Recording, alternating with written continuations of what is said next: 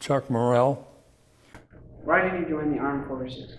I joined the armed forces because I was drafted right after my high school. I graduated from United Township High School in East Moline, and that would have been in 1968. Where were you stationed? Stationed in, my basic training was in Fort Lewis, Washington. And then after that, I took my OJT training, was also in Fort Lewis, Washington, which was transportation, learning how to drive trucks and buses and Jeeps, pretty much all the vehicles that they had. What was your training like? I really enjoyed the training as far as moving around in Fort Lewis, learning how to drive vehicles through the mountains and stuff. That part was pretty enjoyable. There was some pretty nice scenery as far as that goes. Do you have any stories or anything that happened to you that really impacted you? Yeah, I was in 1 year when I was over there, which was about the middle of the first. I was only over there for 1 year, and it was a short tour because they were getting ready to pull everything back. But I had a round come through my windshield.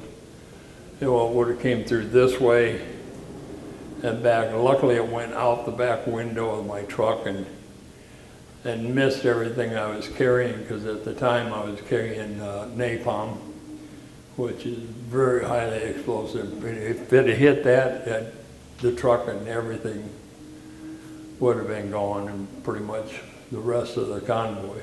Did you meet anybody that impacted you? Yeah, there was a fella from Chicago that I really enjoyed his company. He was a little short guy from there, and when talk about having a name that would be very fitting for people in Chicago, Nick Valente, and you think of it right away. And me and him got along really good, and kind of watched each other on convoys and kept an eye on each other's back. You usually tried to have somebody that you could talk to and stuff like that. Do you have any experiences or stories you'd like to share? Yeah, I found it pretty. It was the one thing that I found very interesting is the kids over there. I mean, little kids, probably 6, 7, 8 years old. When the convoys would stop, these kids would run up to the truck and jump up on the running boards and stuff, and because they knew we always had food in there. We always had sea rations and stuff, and we could open the box and give them the candy or what happened to be in the package that day.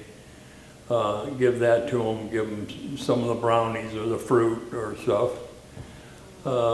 They'd always want the cigarettes too. They'd always want them little 5 packs of cigarettes. They'd go out and sell them, or sometimes take them home and give them to the mama-sons, and they'd smoke them and stuff. But the kids were really interesting to see.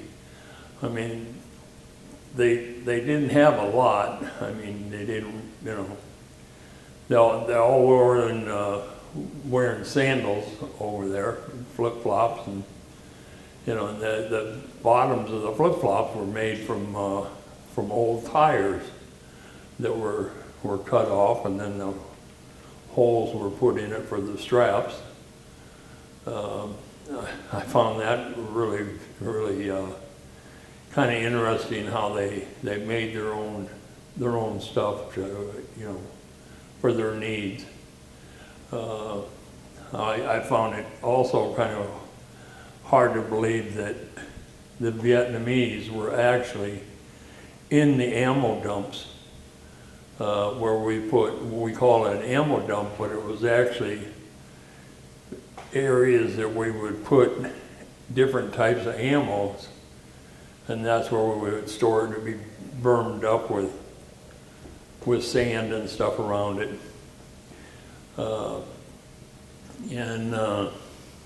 But our living quarters were there'd be about 8 or 10 guys in a building. The building was surrounded with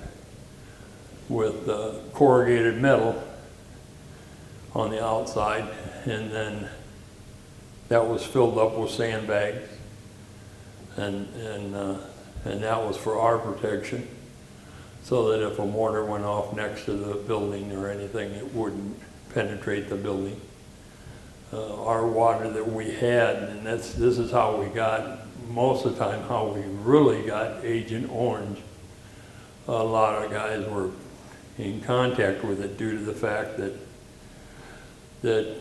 you didn't realize it, but they put big barrels up, and they would come along with trucks and fill these barrels or catch rain, and these barrels that they were using had been one time hauling Agent Orange chemicals, and they would bring them back, then cut the tops out and store water, and would then run pipes into a tented area where you could go in and shower and stuff.